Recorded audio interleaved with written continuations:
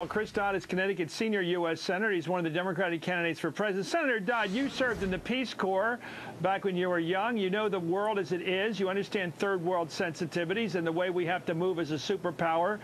Well, why then did you vote to give the president the authority to go to war in Iraq, given everything that's been developed over there since, the horror? Well, brace yourself, Chris, for the answer. I made a mistake. I know you're not supposed to say that in politics, but frankly, I wish I could have the vote back. You can't have it back. We can talk about all the reasons why people made that decision 5 years ago.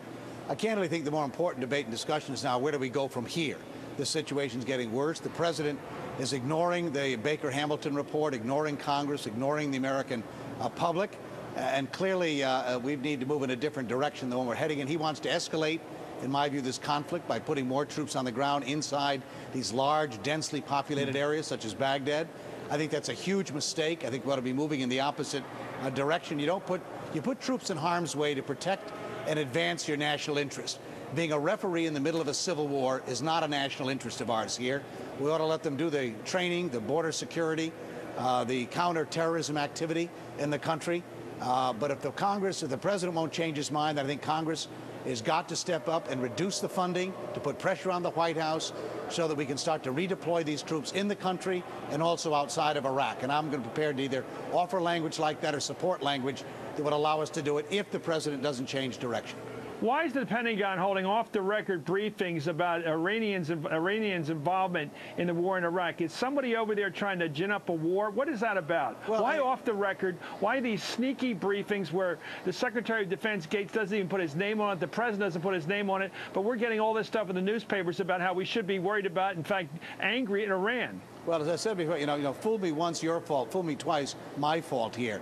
And we've been down this road. You mentioned the vote in 2002. We now know from about Doug Fife and the folks in the Pentagon who are cooking the books and making up the information that led to those decisions. We know the IG reported last week of what happened there. I'm skeptical. I'm sorry that I feel that way, but having been fooled along the way on so much of this information, I want to know, first of all, who are these unnamed sources suggesting that this was a decision reached at the highest levels in Iran? I was briefed in 2005 about these devices and how much damage they're costing our troops on the ground. That's not an issue. We understand that. We need to stop it. But the suggestion was made, the decision to use them was made at the highest levels in Iran. Then you have General Pace, the chairman of the Joint Chiefs of Staff, saying yesterday that there's no information whatsoever to make that linkage. So I'm very skeptical about why this drumbeat is being created, and very strange circumstances on briefings that you've hardly ever seen before. Let's imagine, and I know I can certainly imagine it, and I think you can, you're President of the United States right now. Senator Dodd, you're President of the United States. Yes, sir. We're stuck in Iraq. We're faced with who knows what kind of mischief by Iran in that region. What would you do as Commander-in-Chief? What would be the broad stroke that you would take right now?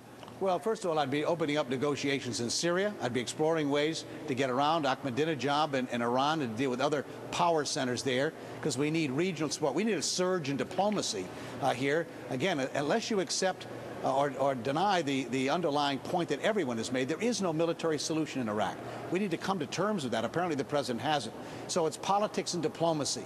You don't have the U.S. troops on the ground in a 6 million population density center like Baghdad here, acting as a referee between Shias and Sunnis. That doesn't bring you closer to a political resolution. I think it takes you further away. I'd put my troops into aggressive training of Iraqi forces. I'd provide real border security around Syria and Iran particularly. I'd have them actively involved in counterterrorism activities, get some of them over to Afghanistan as quickly as you could, put the rest in Qatar or in Kuwait so they can be there if your national security interests get jeopardized, then get regional